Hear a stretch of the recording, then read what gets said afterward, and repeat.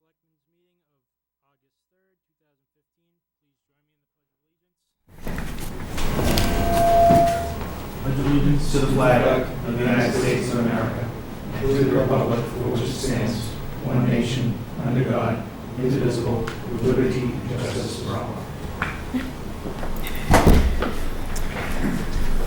Okay, first item, meeting minutes. I move to approve the regular session meeting minutes of June 20th, July 13th, 20th, and 28th, and the executive session minutes of July 13th and 20th, 2015, not to be released. Second. Okay, so I wasn't here for the 13th. You weren't here for I was not 28th. here for the 28th or the June 20th. And I was here for more. Proud of you. Well, I suppose we'll just vote on it as a whole, so. Do you have a recommendation? Does it matter? Yeah. Okay, so all in favor? Aye. Aye. How are you? Okay. Citizen statements and petitions. I do have just something to touch on. Over the weekend, I found out that Chief Horn's son, Josh, is being deployed. And I just wanted to thank Josh for his service and the Horn family for their sacrifice. I also want to extend my thanks to our servicemen and women, as well as the military families and veterans in town for all of they've done for this country. And I want you to know that we're here for you, and if you ever need anything, please contact us. Thank you very much, Mr. Chairman. He is at 4:30 this morning. He was on station somewhere far, far away in a dangerous area. Thank you. Okay, correspondence to the board. 4A, Mass Historic Commission Grant Award. Am I supposed to read this entire thing? Probably not. I think it's safe to say that if you want to touch on the How about key just points of it. Well, the opening paragraph says, "Dear Ms. Newman, as chairman of the Mass Historical Commission, I'm pleased to inform you that the above-mentioned project has been selected for matching allocation of $30,000 from the Commission's Round 21 Massachusetts Preservation Projects Fund, MPPF." So from what I understand, this is a grant to do a study and analysis and recommendations of the downtown campus. Not so Right. town hall, the fire station, the old fire station, the existing police station, et cetera. Give us some recommendations, bring them up to code, ADA, and what other recommendations that they might have. This is what my understanding is. Very good. Do we need any, is there a motion with that at all? I don't think so. No, just an item. Okay, 6 Tower Road. Diane, you had a little update on that today? Attorney August has been working diligently with Charter Cable to get some service to a few houses. Specifically one house, but this is going to be a limited license for any homes on Tower Road that wish to connect. So he has been working closely with Tom Cohen from Charter, and he has accepted the wording in a limited license, and he sent a license application that will be part of the contract with Charter. So we just wanted to keep you up to date and get your Okay. approval that you still want to go forward with that. Yes, absolutely. Alrighty. All right. You under 4C, the fountain? The fountain. Okay, I move to amend the motion made at the July 13th, 2015 meeting to allow Kimberly Newman to sign the contract with Historic Gravestone Services for the repair and restoration of the Joy Fountain to allow the selectmen to sign said contract. That doesn't sound right. Yeah, we don't, do you want? Go ahead. when the original motion was made, the assumption was that Ms. Newman would sign the contract, but the way the contract was drafted up, it had all 3 selectmen signatures on it, so I just felt it would be best to have it amended. Okay, but I don't understand the, Because the original motion said to allow Kim to sign the contract with Historic Gravestone Services for the repair and restoration of the Joy Fountain. Yes. But change it to allow the selectmen to sign said contract. oh, okay, so then you know what, then if I could just do change, because that's what threw me off. Okay, I got it. All right. Second. Second. Discussion. All in favor? Aye. Aye.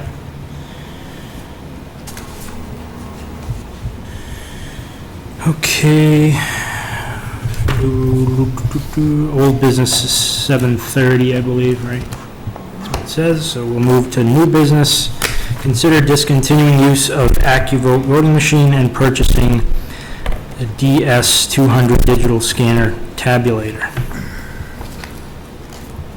Do you have anything on that? Sure, I can speak to this. As you may recall, during the budget, one of the items that we looked to replace was the voting machine, and we subsequently had to wait until we had June because we needed cash available.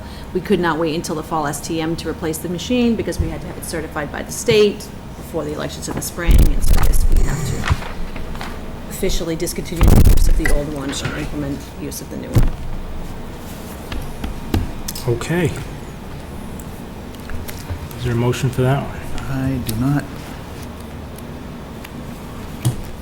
6A. Oh, okay.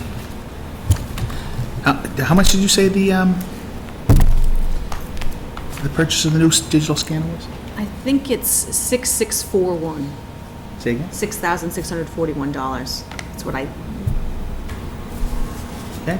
I move to discontinue using the current AccuVote voting machine and to purchase and use the DS200 digital scanner tabulator in all future elections. Second. So this is something we Discussion. actually have to have a vote on? have to authorize the type of machine you're going to use officially for your Okay. voting. All right.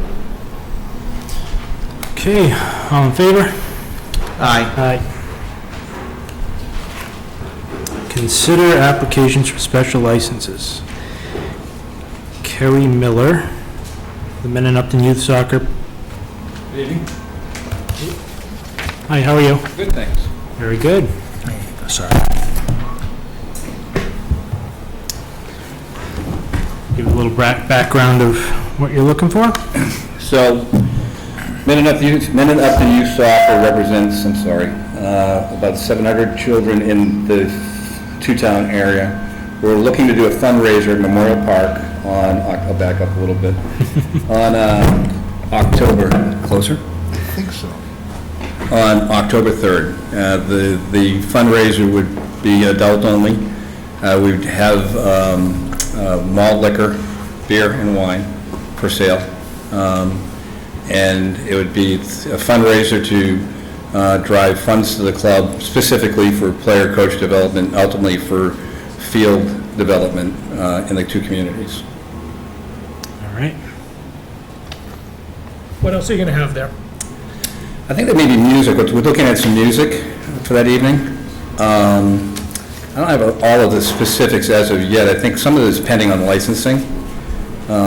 But it's simple. I don't think we're looking to do a lot. I think we're looking to gather the parents together, have an outing for them, some music, a gathering. Like I said, beer and wine available. And whereabouts are you doing it in the field? I think we have a petition in for Memorial, and wherever that's predicated from what you guys tell us where we should go. Now you're going to put it behind a fence or something like that, like other people have done in the past? We'll have people there, professional people there serving, so it wouldn't be an open, wouldn't be like a keg where people could just come in or wine. There'd be actually people there that would serve the alcohol. Okay. All right. Don't have anything else? I move to grant a special license to Kerry Miller to serve wine and malt beverages only on October 3, 2015, from 5 p.m. to 11 p.m. at Memorial Field pending approval from Parks and Recreation Department. Second. Discussion, What, so, you said that that some of the funds would go, not that this really matters in the decision, but the funds are gonna go towards field improvements or new fields, or did you say? Well, we're field poor in the two communities. I think Yeah, right. when you put all of the sports together, everybody's scrambling to find field space. I think there's some opportunities. Actually, we've had some discussions with the Parks Department here in Mendon for some of the land that's here. You know, I think that our goal is, as a nonprofit, you're not supposed to develop a war chest, but I think we're looking to drive funds to assist in the development of fields in the two communities. I got you, okay. Yeah. So I presume you're gonna have some number of these, it's like one of you'll probably repeatedly do different fundraisers like this to try to build that. Absolutely. I mean, we've used Gillette Stadium in the past, and we've had Revs events at Gillette. We're sponsors with Gillette. So we've had 300 people down at Gillette, and we've done fundraisers down there before. Okay. Yeah. okay, further discussion? All in favor? Aye. Aye. Thank you. Thank you very much.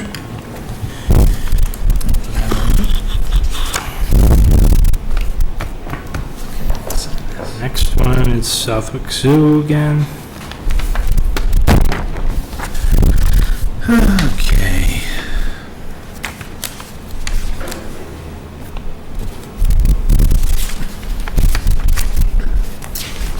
I move to grant special licenses to Justine Brewer to sell wines and malt beverages only on August 22, 27, 29, and September 19, 2015, from 1 p.m. to 5 p.m. at the Event Center at Southwick Zoo, 5 Southwick Street. Second. Discussion. Diane, I'm going to assume that the 1 to 5 applies to all of those dates? Yes, did you say the 22nd, 27th, and 29th? Yeah. Oh, okay, sorry, I was typing. Yep. Bring on. Okay. Can So- I just see that for 1 second? Sure. The whole packet? Yeah.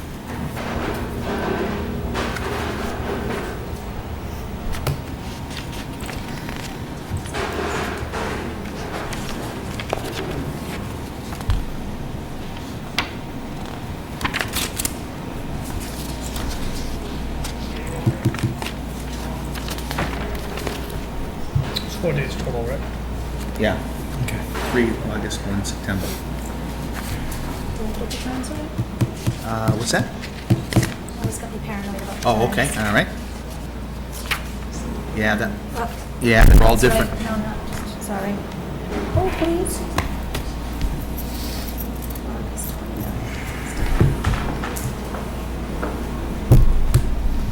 Just list them underneath and I'll repeat it.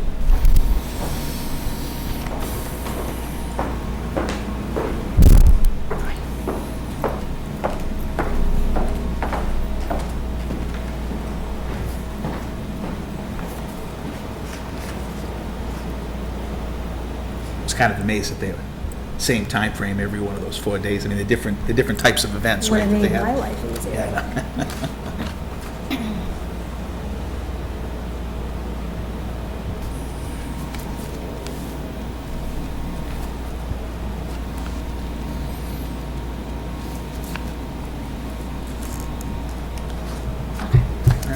Okay, perfect.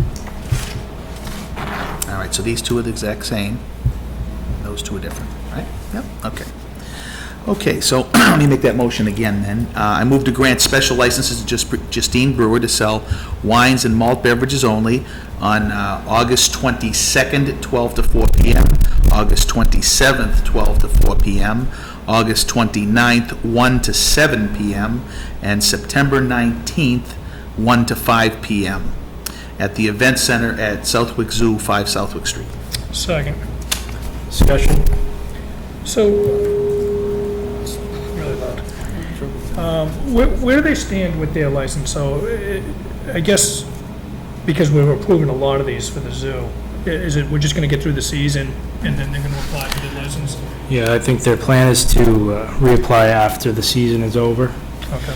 Yeah, from what I think we determined before, that they can't actually have events and use, and get a temporary liquor license while a license request is in play. Right, right.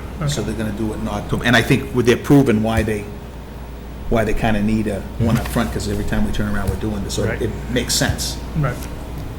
Okay. Okay, all in favor? Aye. Abstain?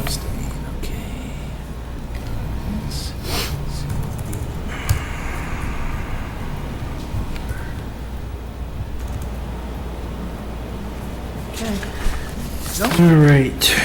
Consider signing memorandum of agreement with the Mendon Coalition of Police. I move to sign a memorandum of let me try again. I move to sign the memorandum of agreement with the Mendon Coalition of Police. Second. Discussion. So, I haven't had a chance to read the entire thing, but obviously we're very intimate with all the details. I just want to Correct. double check that, town council and yourself agree that everything we agreed is in that memorandum. Yes.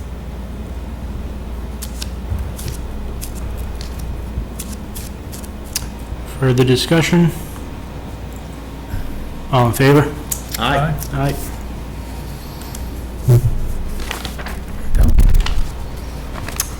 I move to am I going to the next one? Yeah, discuss police department K-9 unit. Okay, so we'll make the motion and then they'll do the presentation. Okay. I move to establish a police department K-9 unit. Second. Discussion. You're up. Pass those out. Thank you, gentlemen. What we have is a brief presentation for you to review. And really, we're looking for your support. You're not required to take a vote to establish a K-9 unit. We're simply looking to fill you in on it, gain your support, and assuming I have your support, then I'll institute it. We did receive a couple of grants for a substantial amount of money. In addition, we've had an incredible outpouring of support from the community. The banks in town are all donating money, thousands of dollars. Businesses, the Mendon Animal Clinic has indicated she will donate all the maintenance, preventive maintenance and care of the dog. So it's really been overwhelmingly supported. So tonight what we'd like to do is give you a presentation and hopefully have your support to continue to move forward with that. If you have any questions, I'll be happy to answer them, or Officer Purcell. By policy, I'm required to post new positions in the department.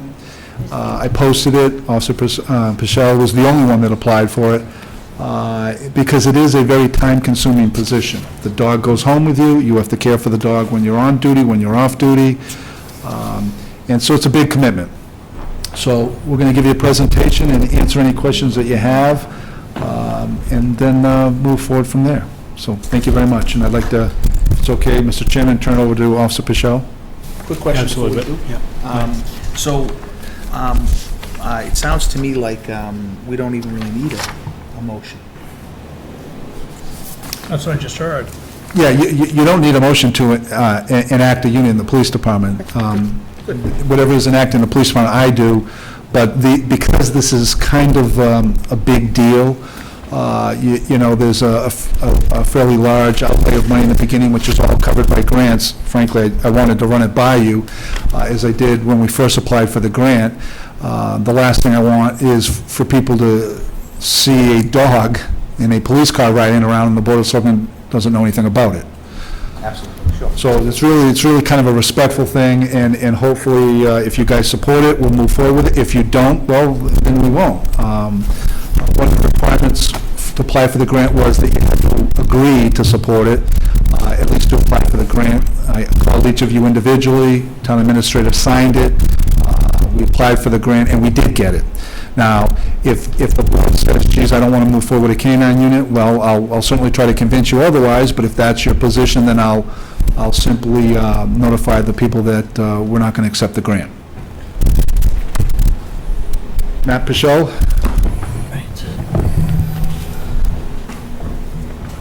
I put together a slideshow to better explain how a canine would benefit the town. Topics we'll be talking about: community policing, which is very important to Mendon. The chief makes sure that all of his guys instill community policing. Narcotic searches. Sorry, Matt, do you mind if I ask you questions as you go through? You sure can.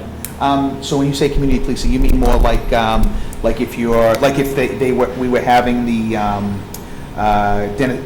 Kevin Meehan was having his, his yearly thing he likes to do, you might have the dog around there, whatever, as you're doing your police duties and whatever, to help you out. Is that what you mean by community policing? Absolutely. Okay.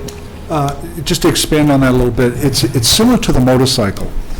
The motorcycle is considered a very good community policing tool, and the reason is because people want to look at it. They want to see the dog. So it's an opportunity for people to engage the officer. Kids in the neighborhoods, he can get out, he can talk to them, he can let them see the dog. And these dogs are not what people often think they are. Oh, you can't go near it, it's a vicious dog. That's not the case at all. Granted, you cannot go near the dog when it's in the car because it sees that car as something it's required to protect. But he can take that dog out, and the kids can pet it, they can interact with it. So it really is a great community policing tool, like the motorcycle. It's something that starts a conversation. Okay, cool. Some other topics we'll touch on are narcotic searches, detection of drugs, building searches, missing persons, officer safety, and also the use of a dog as simply a deterrent in town, knowing that there is a canine in town. Under the community policing, canine demonstrations are, from what I've talked to and gathered from other canines, very successful. A lot of towns you can do a yearly demonstration at the schools. Parents will be invited. Obviously all the kids will be there.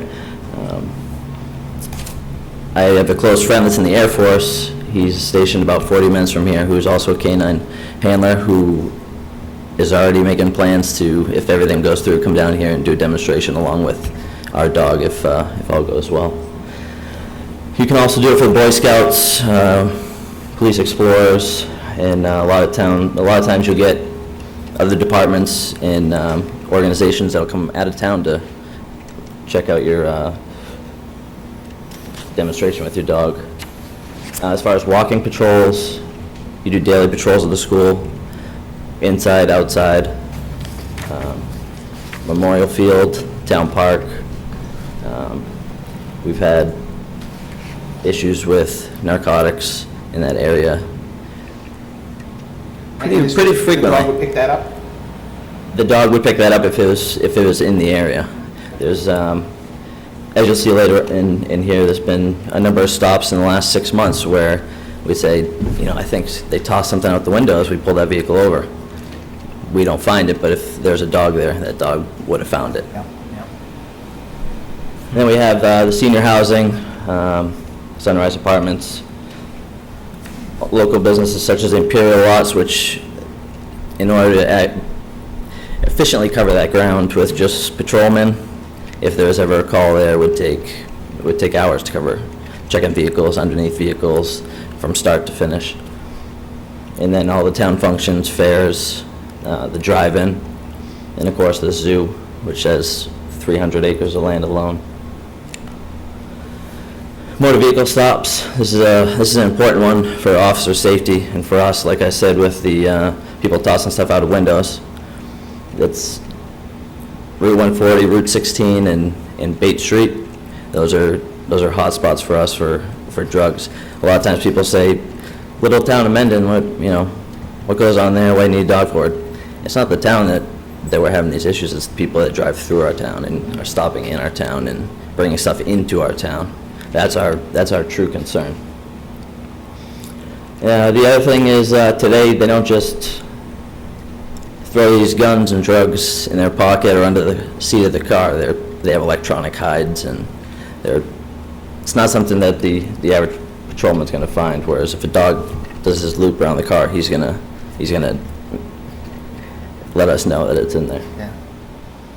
Same thing with suspect interaction. And then public safety, there's been an increase in drug paraphernalia. We get calls weekly about people concerned finding needles throughout the town. It's not just one location, it's multiple locations. Mendon Park, multiple times I've had reports. I've had people flag me down to tell me, just roadside, a number of our side streets. We actually have a neighborhood here in town that we're having a problem with drug paraphernalia that's being discarded in their neighborhood. Hypodermic needles, a variety of things. Here I threw a couple facts from 2014. 2014 in Massachusetts, highest fatality rate for opiate overdoses. And I just want to add here to kind of bring this home. Saturday, we had a drug overdose, heroin drug overdose, and unfortunately, it was a fatal one of an individual in their mid-20s, right here in Mendon. Shortly after that, we ended up at another location in town for another drug overdose. That one was not fatal. In December 2014, Massachusetts had 114 deaths from overdoses, and the numbers are only going up. Worcester County had 56 deaths from heroin, along with misuse of prescription medication, where that's where it's starting from, is the prescription medication. And now they are adding fentanyl to the heroin, which is why we're seeing such an increase in deaths. Fentanyl is 100 times stronger than morphine, and when they cut it with it, that's why all these people are overdosing and dying. They're not chemists, so they really don't understand how to mix it correctly. So Officer Pacelli, you're saying, just to, if I understand you correctly, there's a lot of background information about like kind of what the problem is as a result of the drugs, but it sounds like what you're really saying is that the biggest benefit of the dog will be you stop somebody and you find it, or you stop somebody to toss it out the window and you find it, and you get the evidence, and it helps in the whole effort. That's what you're really saying. Exactly. Okay. It's more trying to prevent it. You're not going to stop it. Right. It's trying to prevent it. It's the only way to reduce the numbers is figuring out who these people are that are bringing it into town, and we're dispersing it to our town members. I mean, it's in our schools. Sure, yeah. It's everywhere. This dog even can indicate on money that has been used in drug activity, provided that someone had drug residue on their hands at some point And when it they got touched money, that. yeah. This dog can hit on that even days later.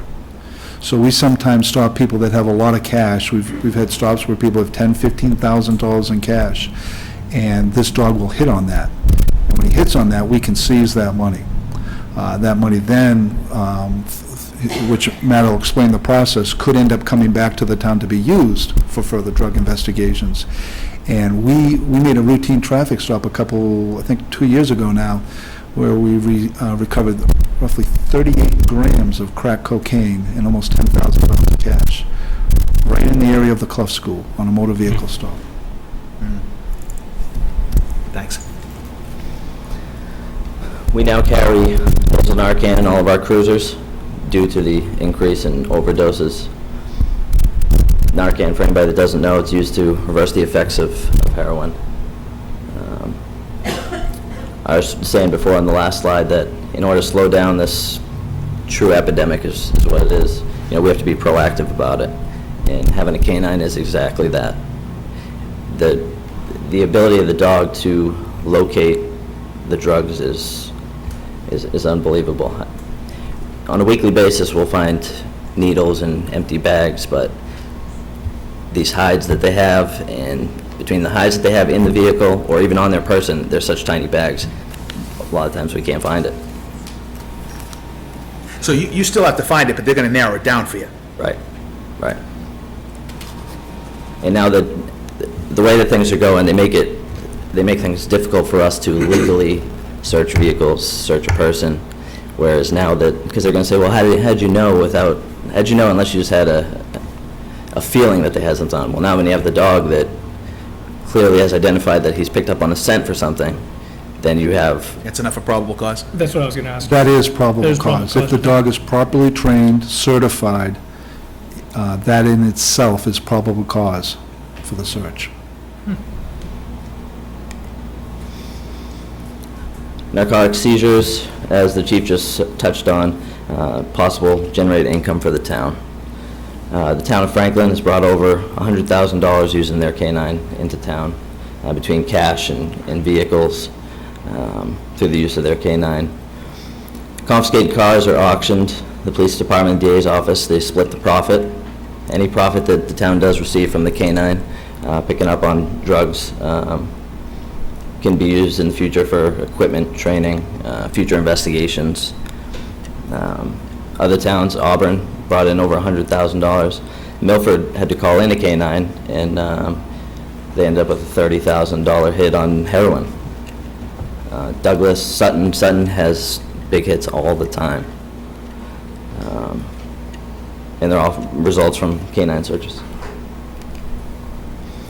Breaking and entering, B&Es, same thing. It's all tied together with the drugs. They're on the rise. Daytime B&Es, you never used to hear about them, but now that's the majority of them is during the daytime. They know people are at work, and if they want their drugs, they're going to do whatever it takes to get it. And it's breaking into houses and taking what they need so they can sell it in pawn shops. Having that canine readily available, it's going to increase your likelihood of tracking a fleeing suspect. The problem we have now is we call out of town. By the time a dog gets here, it's been 40 minutes if we're lucky.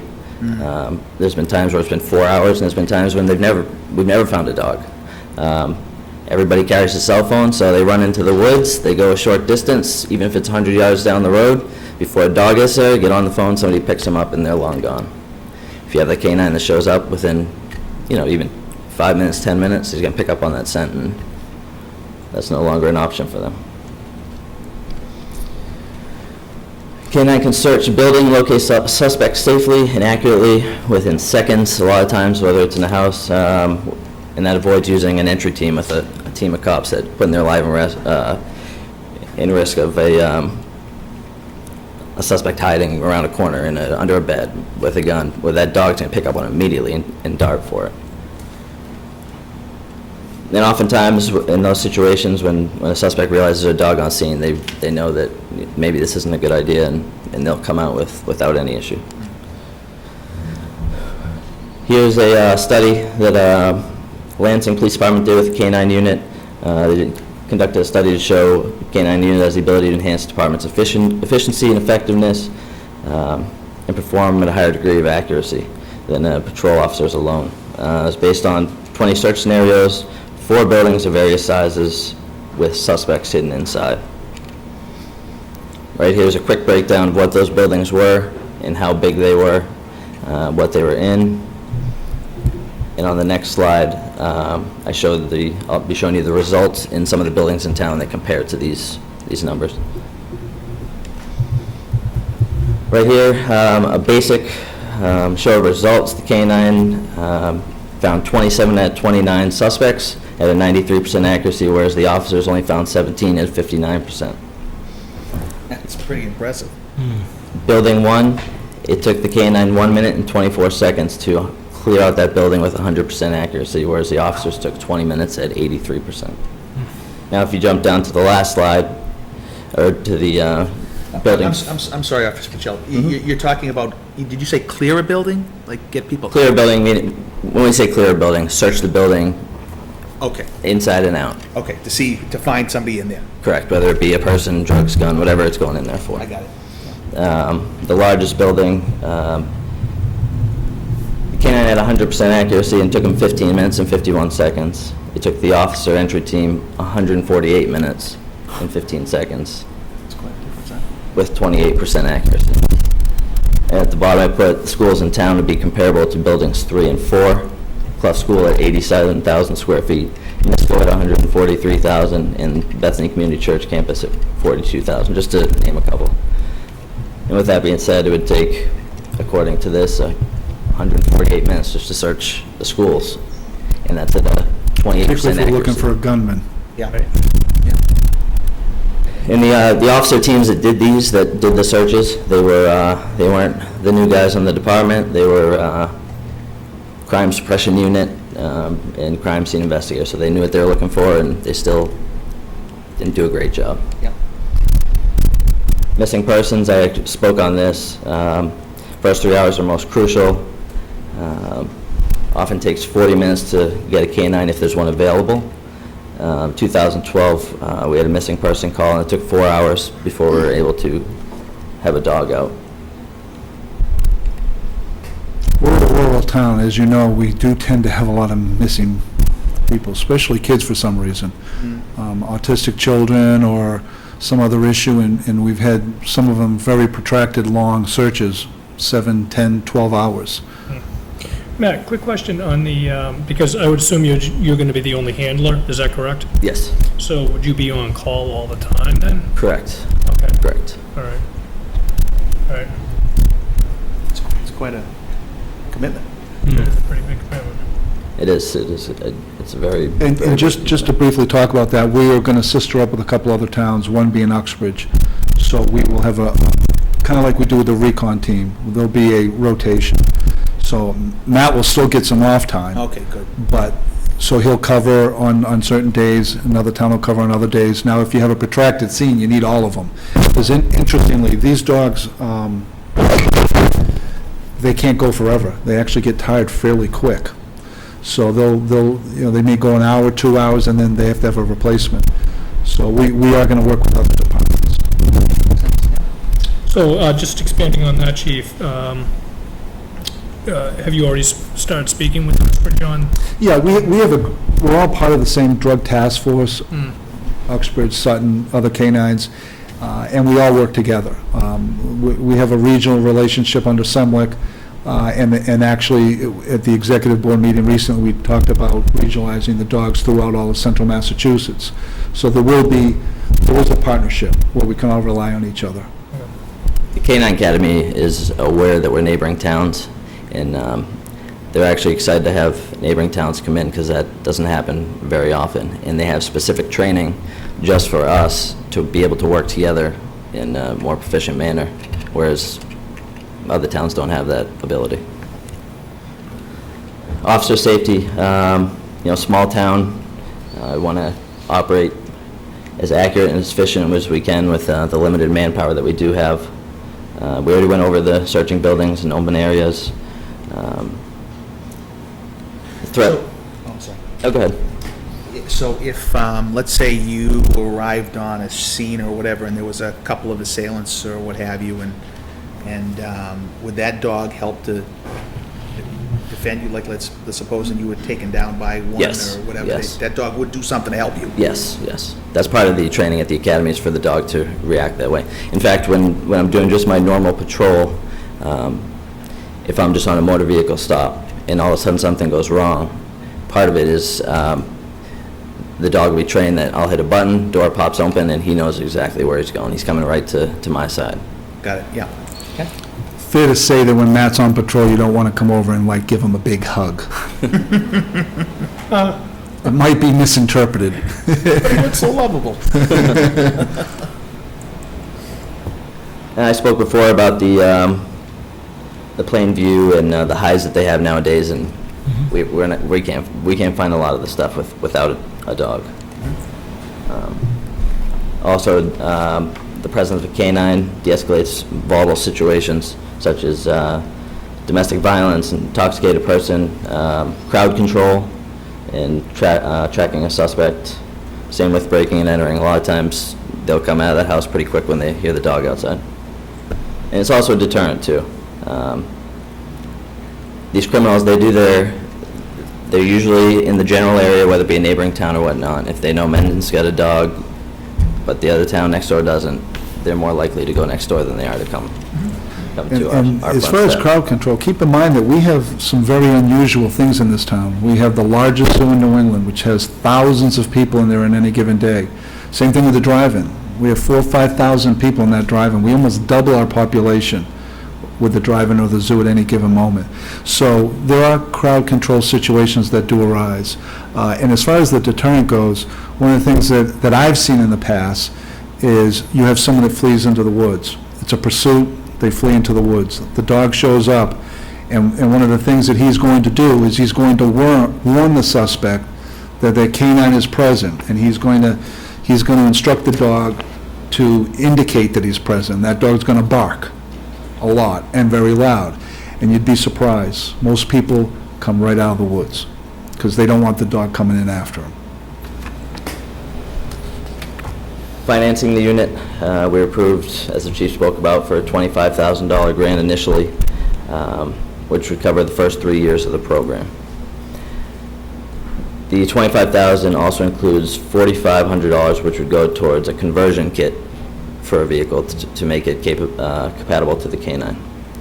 Upon certification of the dog in patrol school, the town will receive another $14,000. And after a secondary certification, such as narcotics, the town will receive another $4,000 upon that certification as well. And that's all from the Stanton Foundation. It's a 5-year commitment through the Stanton grant. We also received $1,000 from Mass Vesta Dog, which will be providing us with a canine vest, bulletproof vest, as well as $200 first aid kit for the canine. Initial training for dog and handler is approximately 14 weeks, and it's with Boston Police Department. Matt, on the 14 weeks, is that, how many hours in the 14 weeks? Is that a full-time gig, or is that a? It's full-time. It's Monday through Friday. The hours vary depending on what the training is for that day. Some days and some nights, so we will have to go short-handed. But we have $14,000 to backfill for overtime, which is roughly about 34 shifts I can fill. But we'll go short-handed. We're not looking to incur overtime for it. Okay. Here's the model budget that I came up with a quick breakdown of a green dog is a dog that it's new to being a canine. It's fresh. It's not a dog that another town has used before. How old is the dog? How old will the dog be? They try to get them right around 15 months. 15 months. And it's usually a German Shepherd or a Belgian Malinois, which is a Belgian Shepherd. It's a little bit smaller than the typical Shepherd. So right there is a quick breakdown of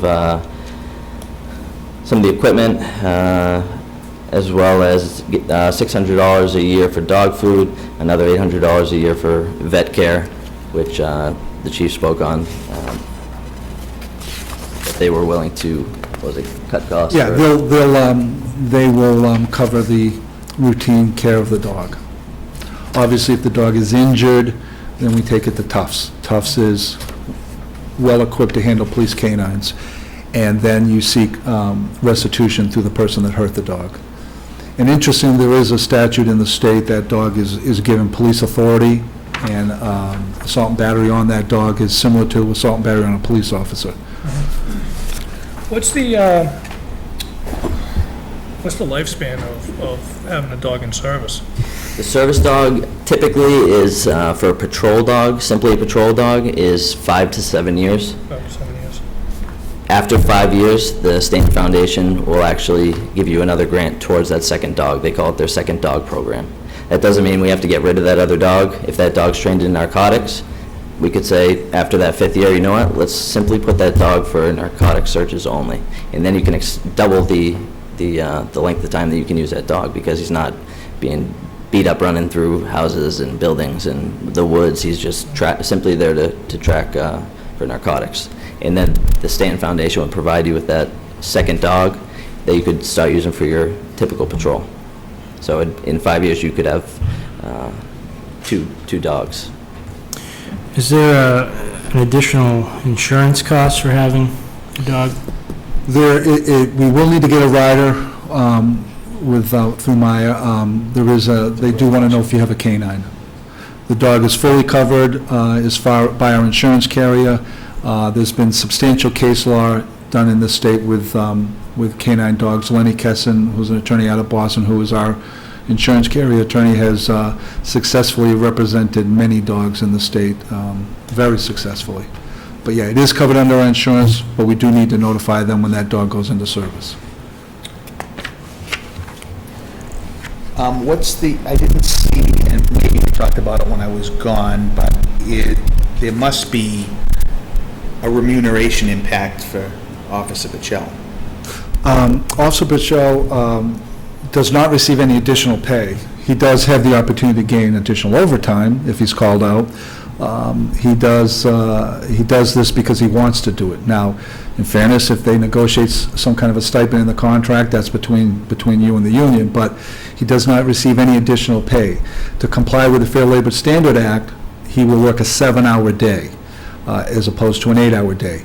And that rule, that's a well-established rule under the Fair Labor Standard Act, so that he is compensated for the time to care for the dog, feed it, stuff such as that.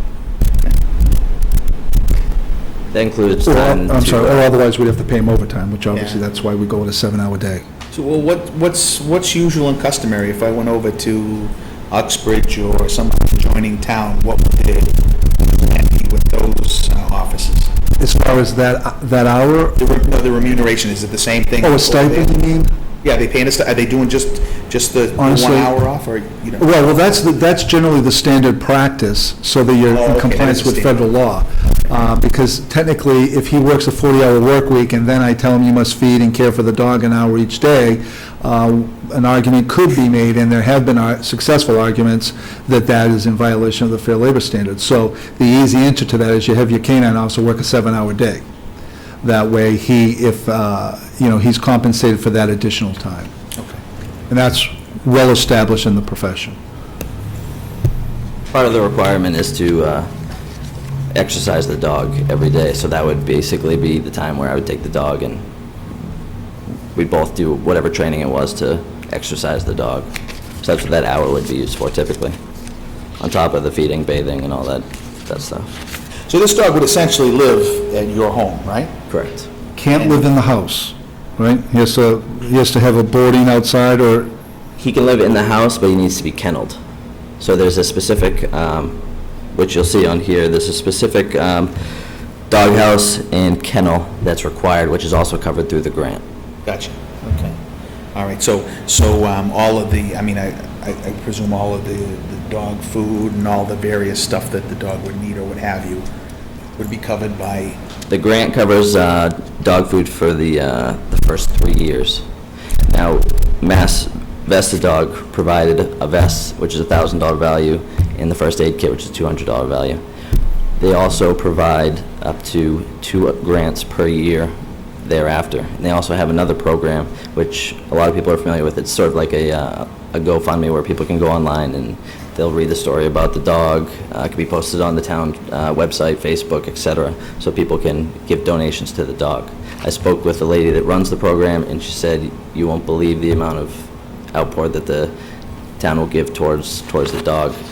She said a lot of times units don't even have to reach out to them for the equipment because the town's basically donating it to you already. we have $10,000 in commitments already from private citizens in the town. So what I would ask is that we establish, I'd recommend that you establish a gift account for that money to go in, and then how that will work is if someone wants, several businesses want to donate $1,000 each. So when that happens, it'll come to the board, and you will accept that gift at one of your meetings, and it'll move into that, and then we can use that money to, as needed. My hope is to raise enough donations to buy him a brand-new car, which means I also take him out of a fleet car, which means my fleet cars last a little longer. I've got one less person in them. I've already got about 40% of that car paid for, and we haven't even started, so we don't anticipate a problem. The goal is to not have this have any impact, well, frankly, hopefully no impact on my budget, but certainly no impact that causes a problem in my budget. Now, in fairness, there's always something that can happen that we are not aware of, but I think we've covered this. We've gone through it. Matt's done an excellent job. We've talked to lots of other towns that have done it. We think we've got everything covered, but there's always the chance that something's not covered. So just to expand on that, Chief, the operationally right now, the way the grant is structured, there shouldn't be any financial impact to the community to bring this on. After year 3, when the grant is expired, then what would be the anticipated operational expense if we weren't going to get further grants or something? At that point, and Matt, I'll defer to you, but really at that point, it's just the maintenance stuff. It's food, because we already have the dog, we've already paid for all the training, we've paid for all the equipment, it's really the food and the medical care, but the vet has indicated to us that they're going to cover the medical care. Matt, anything? After that, the only thing that we would be looking towards would be the collars, leashes, So the bite sleeves. Consumables. disposable And it's- consumables I would have in my budget. It's all stuff that should be raised prior. I mean, if this goes through, we could start the fund through Mass Vestadog and start raising tomorrow for 3 years from now. So we could have more money than we know what to do with if it's done properly. Yeah. Well, it sounds like between donations and potential sale of seized property or what have you, it sounds unlikely to really impact this financially. Yeah, it sounds seems like Don't most of the- expect it to, but if something changes, I'll certainly have a conversation with the town administrator if that comes to be, but I honestly don't anticipate that. But what is important for tonight is, and you can take a vote to establish a unit, that's great, but we certainly would like you to at least, indicate that you're supporting it for the period, and my recommendation would be that you establish a gift account for those donations to go into, the Mendon Canine gift account. Was that your last slide? Yes. Okay. Well, I just wanted to say real quickly that, Matt, I thought you did a phenomenal job on that. I mean, Thank you. not only did you have way more level of detail and information than I was expecting, but you brought it back and applied it to Mendon circumstances like the size of the Clough School and et cetera. So I thought that was phenomenal. Thank you. So very nice job, thanks. And Chief, I just think this is another example of how the many ways that you've kind of modernized police work here in Mendon. So I mean, from that to the cameras and the cars, I mean, all the other stuff that you've done to kind of modernize things, I think it's just another great example of that. So I'm happy to support this. I think it's fantastic. Thank you very much. We have one more little caveat here. Okay. We have a gentleman in the audience that would like to come up. Matt, you want to introduce him? This is hard to imagine that this is going to happen right here in Mendon. Mr. Shillelagh. Hello, Mr. Schofield, how are you? Go back like this second. Take a look at what Dave is. So, Dave Shillelagh, 15 Leonard Road, Mendon. So I'm a volunteer for Massachusetts Vestadog. I've been a volunteer photographer for about 4 years, covering their events and helping Kathy, who's the founder of it. And last year, I had the crazy, stupid idea with all my free time to actually publish a Massachusetts Police Canines coffee table book. So for the past, I'd say 16 months, I've been photographing Massachusetts Police Canine units all across the state police, local, correctional facility, sheriffs. I was at U.S. Hanscom Air Force Base the other day photographing.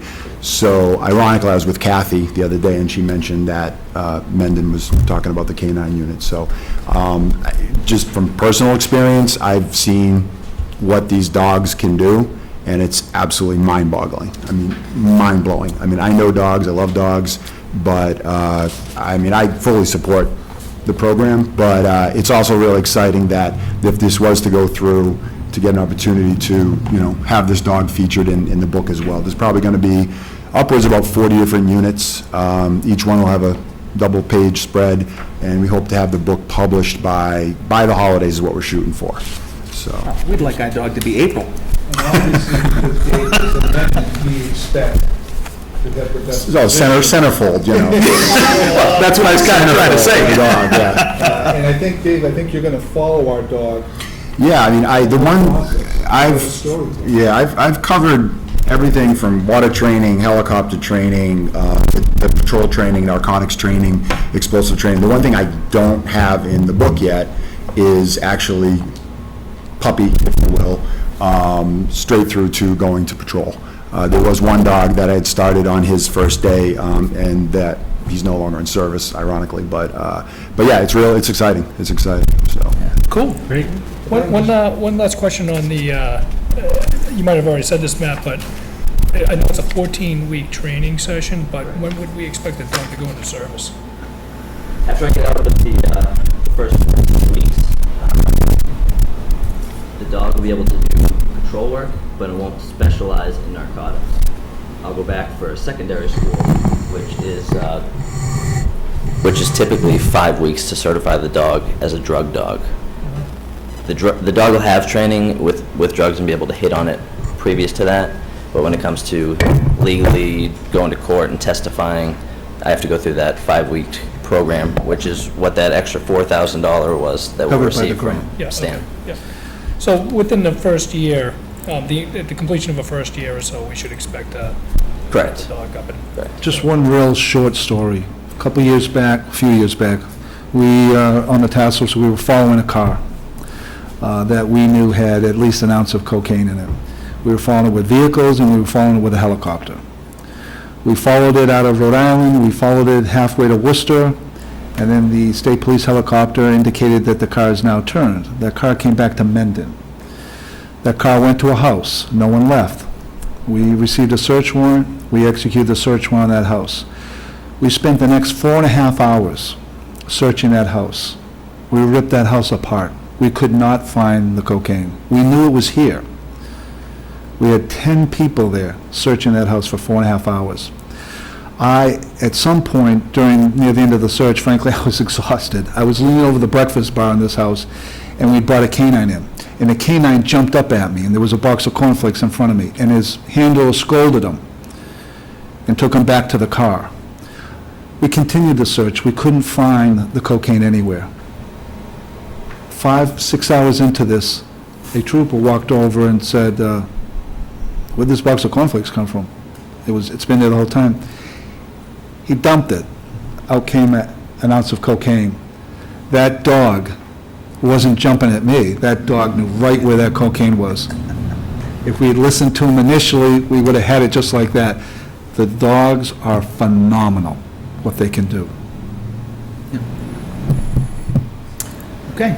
I'd just like to echo what Selectman Schofield said. I think you did a great job, Matt, and I look forward to seeing this go forward. Thank you. It's a great I appreciate program, that. and I think it really benefits. So I just want to change the motion a little bit, because I think when we make motions like this, we're really supporting this. We're not like establishing it. Like the chief said, he has the ability to do it either way. He's looking for our support. So I want to change the motion to say I move to support the establishment of a police department K-9 unit.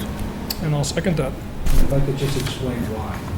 Let's say a new board comes in 2 years and says, well, I rescind that motion to create it. Well, then we may have a problem, and I may, in fact, be in violation of the grant. So that's why I ask you to simply support it. Yeah. Obviously, if something goes bad, I'm the guy that you beat up. Oh, no, I have no problem with it. I just like the motions to say exactly what we're doing, so there's no confusion, so. Okay, good. Seconded. I did second it. Discussion, I think it was touched on in the presentation about deterring people, because once they hear that there's a K-9 in town, they may choose a different route. So I thought that was really a key thing, and I'm fully supportive of it. So all in favor? Aye. Great. Thanks a lot, guys. Thank you. When we receive the dog, we'll bring him or her in for an interview. Should I bring a bone? Don't bring cornflakes. Don't bring cornflakes? Okay. Jump back to old business. Tim, would you come up for this one? Is that what we're on now? Yep. Okay, now, I don't have a copy. Did you bring all the copies of that up? Because I don't seem to have one. What, this? Yeah, is that one right there? This is yours. Okay, cool. How are you? How you doing? Very good. Mr. Icardi. How are you? So have you inspected the property here? No, to my knowledge, there has been no request for inspections in the last 6 or 8 months. I haven't had any requests. I wouldn't go there unless I was requested to go there on his property. Do we know when the last time any inspection was? We don't, because the building card stays on the job, the original building card. Now, that permit was issued in 2002, so I wouldn't know the last inspection for that. The only one that's going to know that is the applicant. Mr. Stewart, would you come up?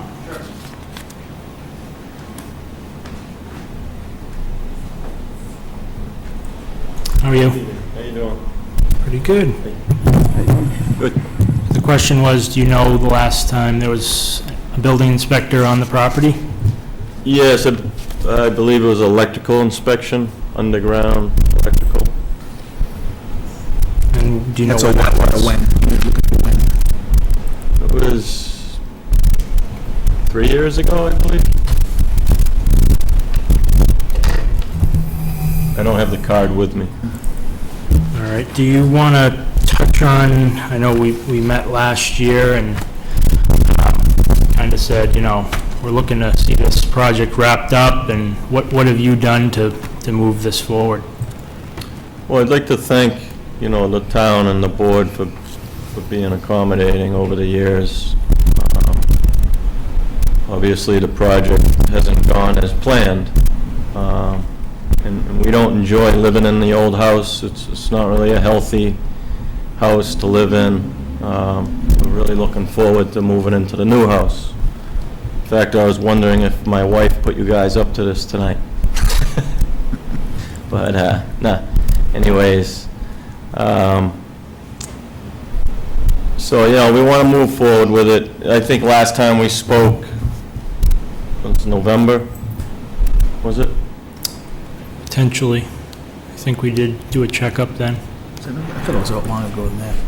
We did a, I don't know if you came in or not, I can't remember that, Yeah, but I know I did. that, I think there was, you know, part of the discussion back in June of last year was you have to come in and give us an update in November. I believe that did happen. So what has happened since then? Well, it was based, the time frame was based, the last time frame was based on this project that I'm working on in Natick, which is a custom home. We're coming down to the final finishes on it, and we're wrapping that up. We're behind schedule on that from the snow and various other things, which has delayed the project in Mendon. I feel confident once the project in Natick is completed, the plan is to take, 6 months off, or 4 or 5 months, whatever it's going to take to finish this project up. The funds should be there. They will be there. That's the plan. So, yeah, from when we met, again, I think it was last June, Okay? you mentioned that you thought that, another year that would be good enough for you to get this done. And, Right. we haven't really seen any difference in the status of the project. Minimal difference, Right. correct. Just enough to stay active.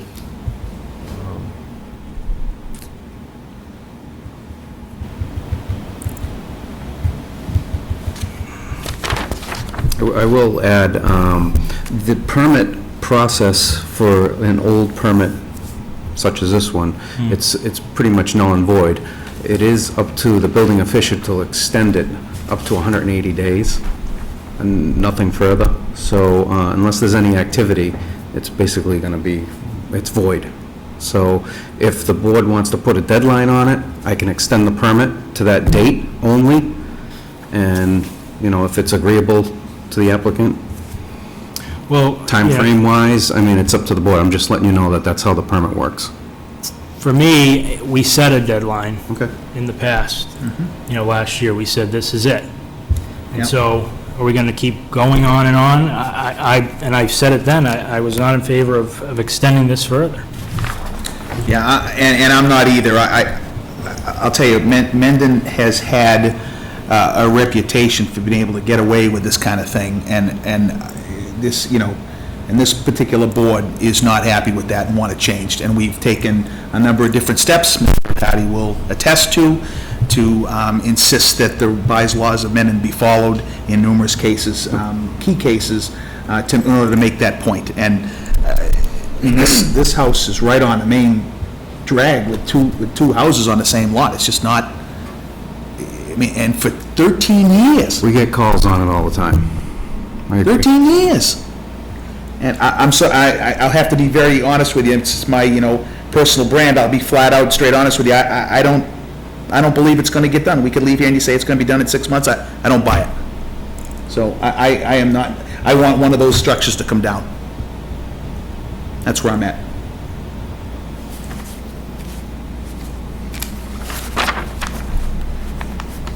How many years has this project been going on for? I think he just said Is it 13 years? 13 years? 2002. I'm just getting caught up on this, so I want to make sure that I understand thoroughly. 2002 was the improvement. certainly not trying to take advantage of the town in any way. Talking about the bylaws and all that, you know, certainly no disrespect to the town. It is what it is. There's been numerous problems over the years. Not that we need to get into that, but Yeah, I mean, you know, last year we said, look, we understand, you know, this is it, we're gonna give you this, this last amount of time to address this issue. Here we are today, nothing much has changed. Just looking back at, you know, the affidavit from 2002, it says, I will take out a demolition permit and remove the existing living quarters structure from the site by no later than December 10th, 2003. And I know that during that time, there were circumstances that the board extended your permit there, but, you know, it's been a while. would you be willing to do a new affidavit? That would say what? Say a fresh one? I think you're missing the point by suggesting that. I think the point is that there's two buildings on the same lot, and you're not supposed to have two buildings on the same lot. I'm not missing the point, I'm just trying to cut a deal, that's all. You know, what's I right, think, what's again- good for my again, family and I, I understand, you know? I think we understand that fact, but Yep. we talked to you last year, Right. and we said, this is probably gonna be the last time that we do this. I remember. So, you know, if you were 6 months away from having it completed and you did all this work in this amount of time, then I think maybe we would have a different opinion. But Nothing's changed. nothing's changed.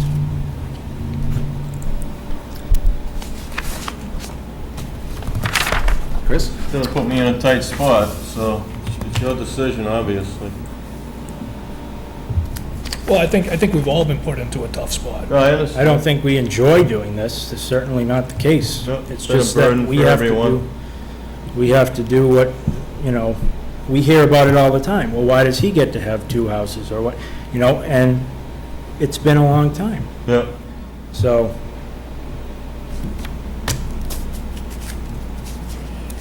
that's where we are. I'd have to support the other two selectmen on this. I mean, this has been going on for a long time, and when you know, this is a significant commitment. We have bylaws in town that are very, you know, that are catered to the benefit of our town, and if they're not being complied to, and we just keep on letting them slide, then there's no sense of even having them in place at that point. So, you know, I would say that, you know, if your choice is to keep the new house up and running, you know, you're gonna have to make provisions to get the other house down, you know, at that point, and just make provisions to get that new house constructed so you can move your family in there. You know, just like everybody else would have to do. So, Yeah, we're living in the old house. yeah. All right. Anything else? No, it's my position. Yeah. You have something? I was just thinking you might want to ask council what your options are at this point to provide specific direction and notification to the resident. Would you like to come up?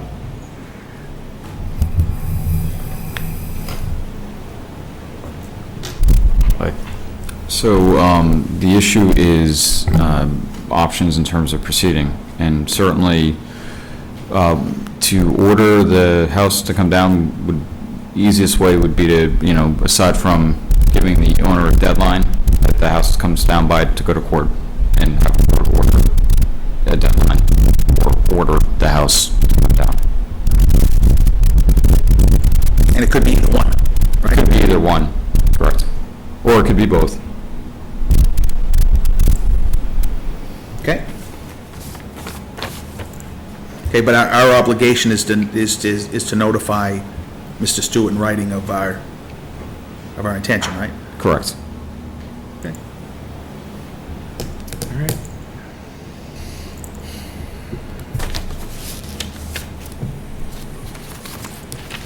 Well, That's it, right? that's it. We'll be in contact. Okay, Thank you. thank you. Good luck with the dog, guys.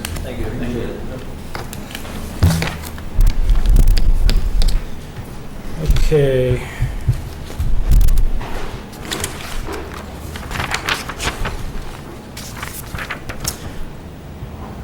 Let's jump up to discuss potential regionalization with Millville for library and building inspector.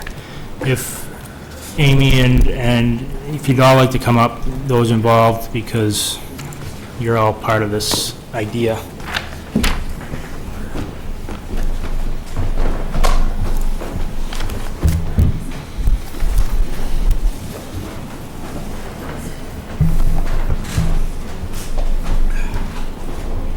Tim, you can come up too, because it also involves building inspector.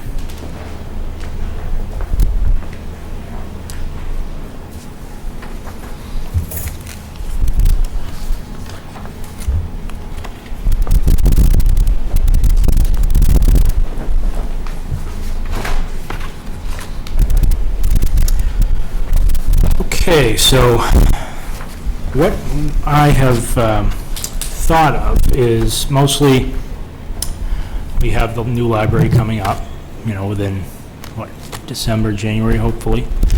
And part of our concern, I think, is we want to make sure that that building can stay open as much as possible. You have the staff you need, the programs that you would like to have to make it what it should be.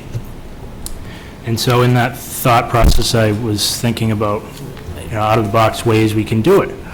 And one of those ways was potentially regionalizing with an area town. I know that Millville's has had some struggles with their library.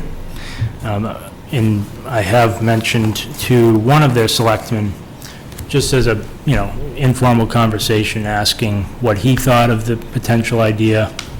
This is the first time that this idea is brought to the Board of Selectmen, so it's not that we're doing it, it's just a first step to at least look at the option. In that discussion, he mentioned that they are having issues with their building itself, and a lot of money is going into, maintaining that, which can affect their programs and et cetera. So he was interested in bringing that to Millville as well. He also mentioned that they would be interested in a potential regional building inspector, because they lack the permits that, they don't have a lot of building going on there, so they're barely able to pay for their inspector there. And I thought, well, I'd bring that to the table as well. In my mind, more regionalization is a cost savings in some cases, so we should look at the option. So bringing it here and looking for the board to, at least be interested in exploring it. And we didn't invite you per se formally, because I didn't know what the other two selectmen were going to say about it, but I'm glad you're here to be a part of the conversation. And that's exactly why we're here. Right. We're not here to protest it, to try to squash it, but it is an intriguing idea, and we decided to look into it ourselves. So. Right. We found that a lot of other communities have explored it, and 2 communities have done so successfully, Hamilton and Wenham. They actually built a joint library together. And there's another 2 communities that have a joint library. They're Charlemont and Holly out in Western Mass, and they're tiny towns. Charlemont has about 1,400 people. Holly has 300. Holy So, smokes. yeah, so their library is on the one floor of the town hall, and Holly pays Charlemont $1,000 a year so that their residents can use their library. Wow. So I know other communities have explored it because it's one way, to cut costs. And in fact, Hanover and Norwell went down that road for a couple of years, and it turned into a nightmare, I guess. I think they're very different towns as well. I spoke to somebody at the Mass Board of Library Commissioners, and she said to consider it, you really do need to be very similar towns. And there's got to be benefit, obviously, to both communities. Right. So looking into their library, their usage, their budget, which, our budget's about 165,000. 165. That's what the town, that's our budget. Millville's is 14,500. Right. So you know these numbers. I'm aware that their budget is very small, and they actually lost accreditation. They did, okay, we And weren't have able to recently, determine that. apparently have recently regained that accreditation, but, again, that's in a way why I thought of them, because, we have this facility bringing in, giving their residents an opportunity. They may be interested in doing so. So, Millville is smaller than Mendon considerably, and I don't see them as much different, it's not like a completely different type of town socioeconomically, so. True, no, I didn't actually mean to bring that up as a disadvantage, but I guess in terms of accreditation, do you want to speak to that, Andrew, and the? From what I understood, maybe it was a year or two ago that they were recertified. I'm still trying to figure out how exactly they were recertified. Right. It would be something that I have to talk to Millville about. I think, for our part, I think we would be welcome to perhaps sitting down with yourself and Kim, and certainly having a conversation even prior to visiting with Millville, just because I think there's some Absolutely. information And that that's- we want to share with you. Yeah, and At that this was, I want to make sure you know that we weren't going to go forward with anything until we spoke with Andrew and the trustees on this, so just want to make sure Right. you're aware of I that. understand. But, Chairman Real, my understanding, though, is it, that library might have come up as an example, but it was a generic regionalization discussion, right? Oh, yeah, I mean, that regionalization has been on our minds for Yeah. a while as a, as a generic issue, but in my mind, that was a specific thing that came up and thought it could be a potential opportunity. Yep, absolutely. What's that population? I was just double checking the population. They're slightly smaller than us, yeah. Right. I mean, certainly it was explored back in 2000 when they were looking to have a joint Mendon Upton library. So I mean, Right. it's something that had been explored at one point. I think that part of that, fell through because of the disagreement on building the building as opposed to maybe the idea. Where this is a little different, where we have the building, it's set to be built, and so slightly different. So if I understand why you put this agenda item on the agenda for today, it seems to me like you just wanted to get an initial feel for where Chris and I stood. Correct. Because if we both said, nah, no way, why bother? But if we Right. say, yeah, let's take a look at it, then Exactly. we'd bother moving forward. And that's about as far as I think we were looking to go, right? Yep.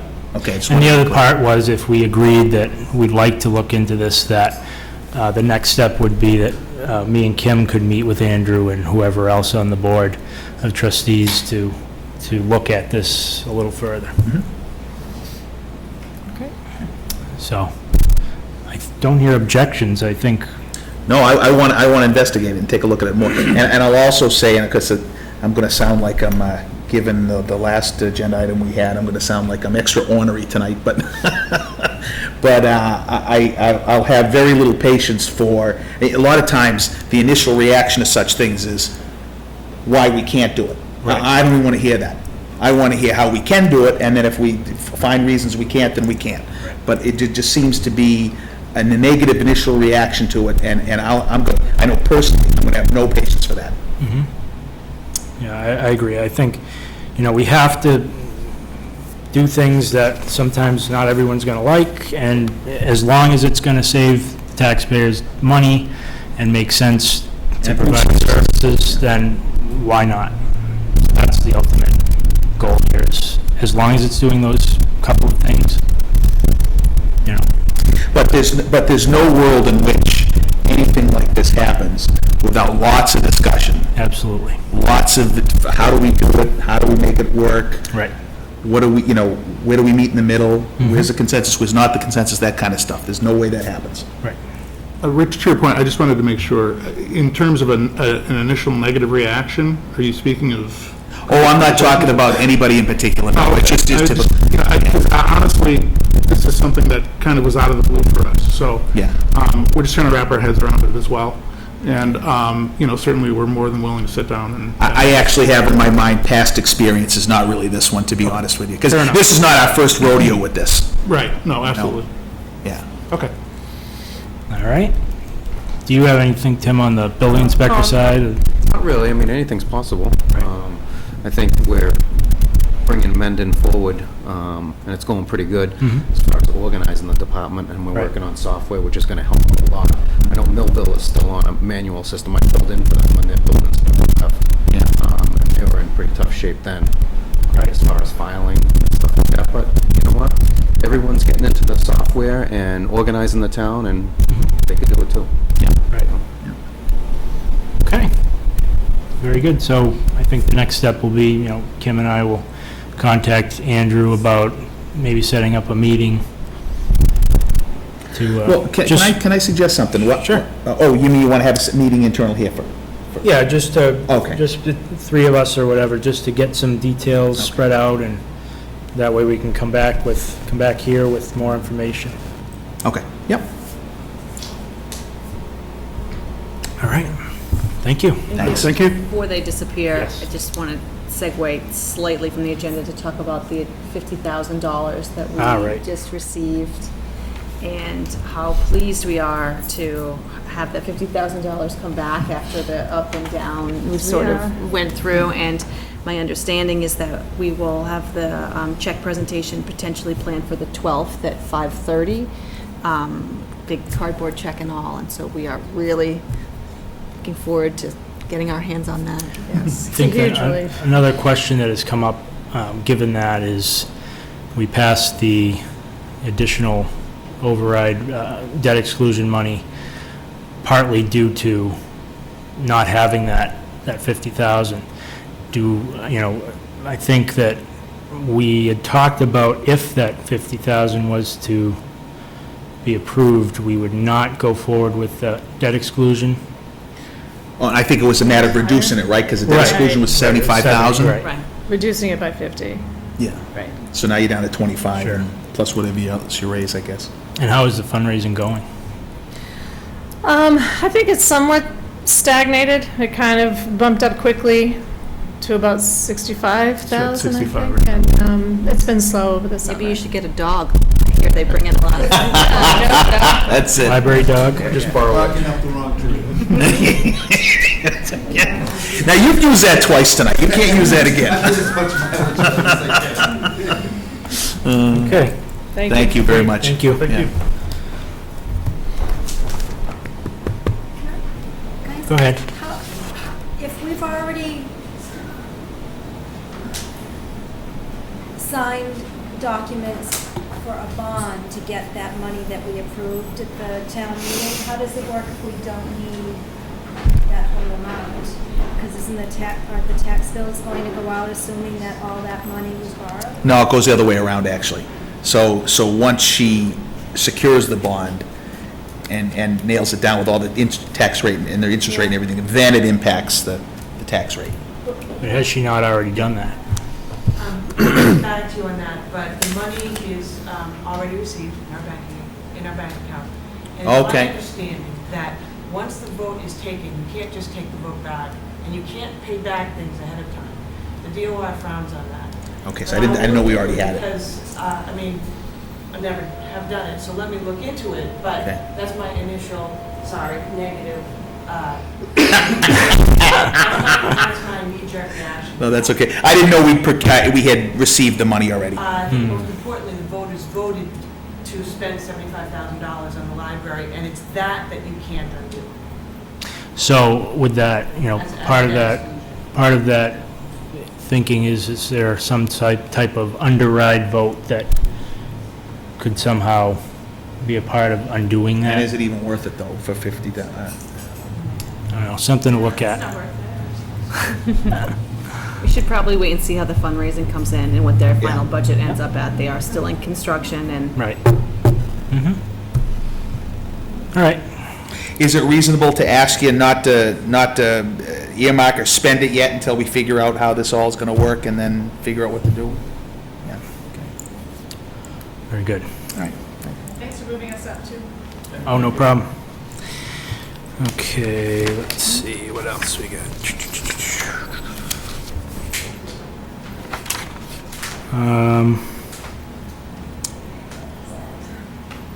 Let's discuss formation of Economic Development Committee. So this idea has come up from multiple people. The goal of the committee would be to look at our commercial property in town and potentially work on bringing in new business. I think Kim kind of has experience with these types of committees from other towns. And I do you do. have a basic structure of a committee such as this? it's important, as we start to move forward with trying to even out the tax base, that we attract the right types of development in the community in order to maintain this balance that we're looking for. And so having a committee that's made up of residents and staff and interested parties that are, in the commercial business world and also, interested here, really helps everyone feel like they're making informed decisions about the direction of development in the community.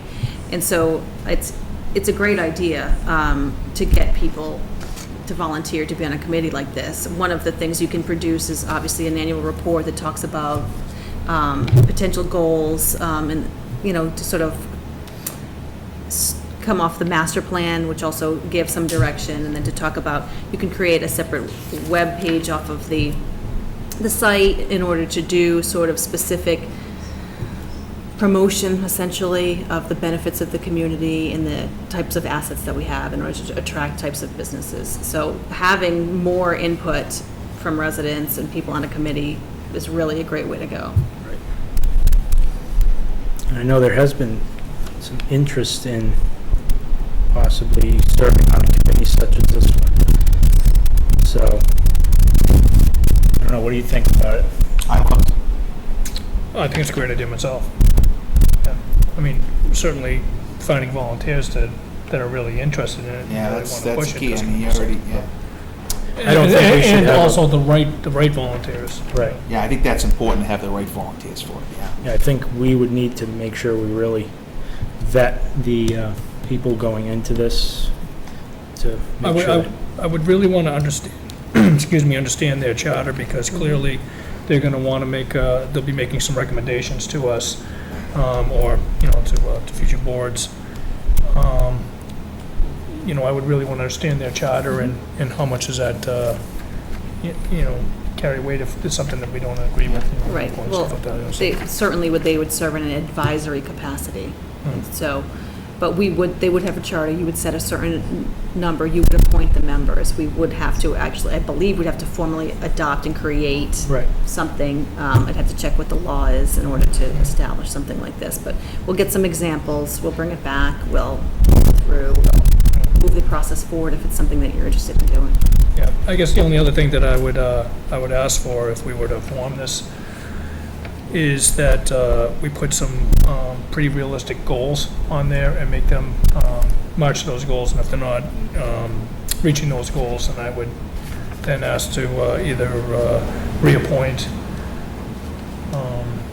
or try to get them refocused. Because what I've found in the past with committees like this is they come out of the chute running really hard, and then they run out of steam. And this is something that we don't want to do. This is something that's very important to our community, is economic development. We've talked a lot about that in this community, so if we're going to form this, I really want to see it. Yeah, I think giving I wanna see an specific ROI. direction and like you said, goals moving forward is going to be important to make sure that the committee knows what they're supposed to do, where they need to get to. Otherwise, if we just say, okay, you're appointed to the committee, well, it's just, can be a mess, so that will be critical. And, you know, I think to show that group leadership, we would want to set, let's say, 3 goals and maybe 3 KPIs, 3 key performance indicators, right? And one of them might be 1 new business in town in 3 years, or whatever it might be, right? So they got a goal to go for, and that's what we need to give them. And one of the biggest things for me is just, look, our operative assumption is that a big impediment to additional commercial growth in town is no water and sewer down Route 16. Well, I'd like to test that theory. Is that really true? And that's one of the things I'd like them to do. Oh, right, you know, there's a couple of key things we could direct them to do, which is, like you said, investigate water, sewer, or just water, whatever, up and down. Whatever the impediments. impediments It are, could be find someone to go into our commercial property that the town owns, you know, it could be various different specific objectives. Also, reaching out to current commercial businesses or potential commercial businesses in the future, and doing a litmus test of what they would envision as some economic development that could happen in town here. Or what would they need Mendon to have to, you know, for them to be interested in potentially coming here? I think It sounds like we're in violent agreement. Yep, okay. I would just think of the benefit that a group like this would have had as we were going through the process with the Bates, you know, and really being able to communicate to other residents, or having sort of gone through all the options with the board, so they know that it's just the board's view of the project, but also that it had been weighed by a group of citizens also, and that it was, what its value was to the community. And then the sort of outreach that just comes from that, from having those people involved, which really is a key benefit. Jane? Jane Long, 40 Millville Street. I hope this committee would be sensitive to the fact that commercial development or the commercial zoning is along Mendon's historic district as well, so that they would keep that in mind when they're seeking out businesses to come into that area. Sure. Yep, fair enough. Okay, so, Guess the next steps are... well, we have a we have a motion, motion. but, I don't know what you guys want. well, I think it makes sense. I'd like to do it. I mean, no sense in waiting if we can come to agreement on how many persons in the group, and then when we'd want the terms to expire or what have you. I'd like to wait and have a chance to go back, research similar communities of sizes, the size of the committees, come back with some sort of potentially draft bylaws, sort of Okay, so go through a run. Can we put it on the next agenda so we don't? Right, but I certainly would like to promote now, if anyone is interested in being Right, I was just on going to this say, committee. I'd like to send get it in. out there that we are going to do Right. this, so if you're interested, Let us know. you know, get in touch with the Board of Selectmen's office, and that way, once we finalize it, then it can move forward. I would really like to see Mr. Schonagel on this board. I think he'd be good on this. Sure. Okay. Okay. That does that. Now we'll just go through the couple of things we got left. Consider right of first refusal for parcel 31-1 Misco Road. Haven't received comments from other committees, so we really don't have much to say on that one. What are we waiting for, Concom and? Yeah, and probably land use we hear from, and a couple others. Consider signing statement on anti-Semitism. I saw that piece that we got. Did you see that? Did you read that at all? Yeah, I did. I'm wanted to look almost into it. afraid to say it on the off chance that somebody would think I was Well, no, anti-Semitic, but right, it's right. just, to me, it's just the silliest thing ever, but that's fine.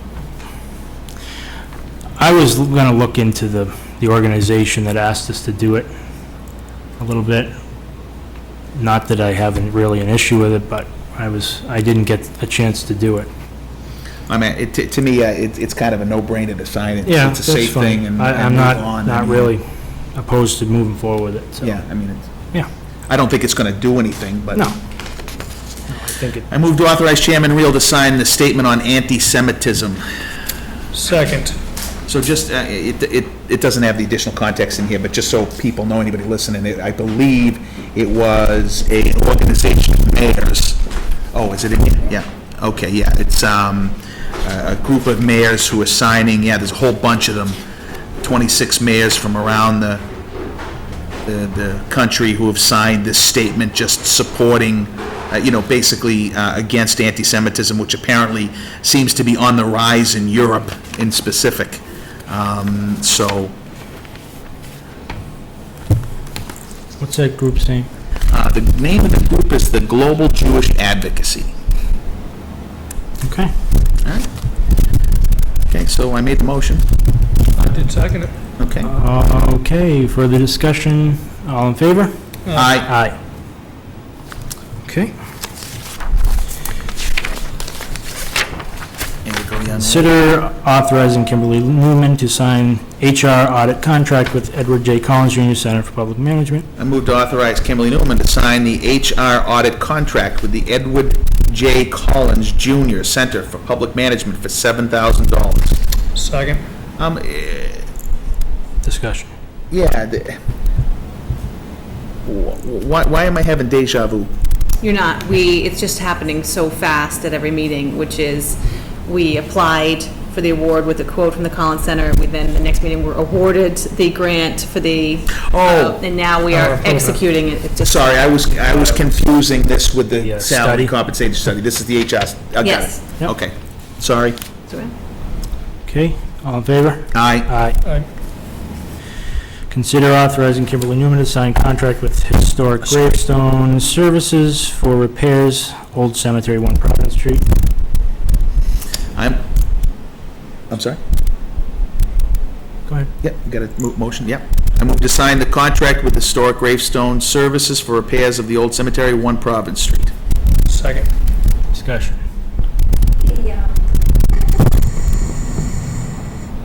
It's the same situation as the fountain, where the contract, we assumed the contract was going to have a signature line for Kim, but instead it has all 3 of your signatures, so that's see. why. the Oh, so I motion should have said is- somebody's name in there, because you, Oh, it's the board. It originally did, but I took it out because. oh, I see. It's the whole Okay, board. understood. Okay. All in favor? Aye. Aye. Consider issuing common victualers licenses for Fiscal Hill School and Clough School.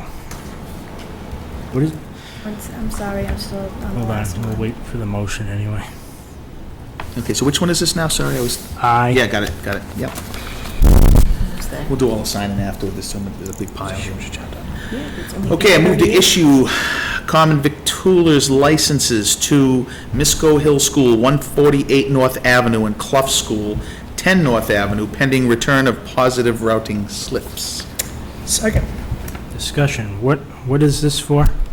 It's just like with any other business in town who sells food and beverages. The schools make meals for Chain. students and have the cafeteria, so they need a license as well. And as So if we say no school lunches? no school lunches, they have to go to. Sloppy Joe, sloppy Joe. Oh, we're getting punchy now. What time is it? Still Going to very lunch early. Ladyland. Going Very to lunch early. Ladyland. We must entertain ourselves. Okay, wait a minute, let me just double check here, besides the town administrator report. We didn't vote on that. Oh, I'm sorry, I'm jumping the gun. All in He favor? wants a sloppy Joe now. Well, it's just so ridiculous. I mean, what are we gonna not allow them to Tell the have school lunch? no, yeah. Oh, no lunches, everyone's Well, gonna bring and- their own. and- Probably be better for them. And just like all the other businesses, they have to have safe serve safe certification and Right. and inspection, so. Okay, now we can go to the town administrator's report.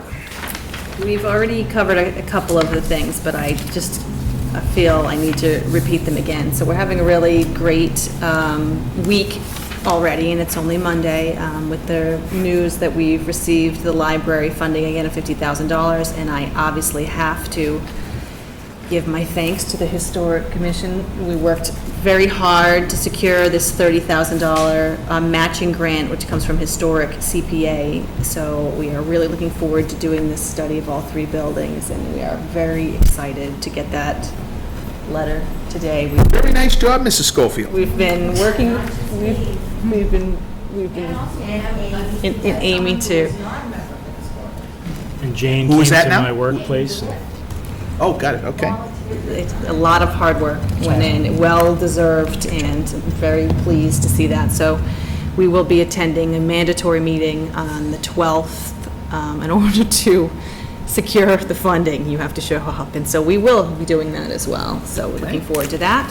And then in addition to those 2 great things, $80,000 worth, we are wrapping up the basement this week. The new lower level of the town hall will be completed. The furniture is arriving as we speak. It's going to be done this week? And that also was paid for with $67,000 worth of CPA historic funds. And so just a nice reminder to residents that we are working hard to preserve our resources, and if they haven't had a chance to take a walkthrough, I haven't been down there. you won't recognize it. And I think, I just want to take this minute to get it on record, I think I was even able to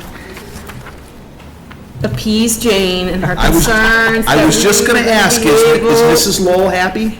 You can ask her yourself. If Mrs. Lowell ain't happy, ain't nobody. We worked very hard to make sure that she was pleased with the aesthetic, and I think we have achieved it, so she's happy. Great. Good. I was waiting for a nod, yes? Okay, cool. I'll be happy where the full town hall is. There we go. Moving towards it. You and me both. So that's all. I just want to say positive things today, and very busy here this week, so. Great job. Thank you, Mrs. Okay. Anything else? Linda, right in the back? All right. I move to enter into executive session under purpose 3 to discuss strategy with respect to litigation, as an open meeting may have a detrimental effect on the litigating position of the Board of Selectmen. We will reconvene only to adjourn. A roll call vote is needed. Second. Discussion, all in favor? Schofield, aye. Real aye. Night. Rich, I Thank feel you. like you should probably take the elevator down tonight before your knee thing and take a walk through.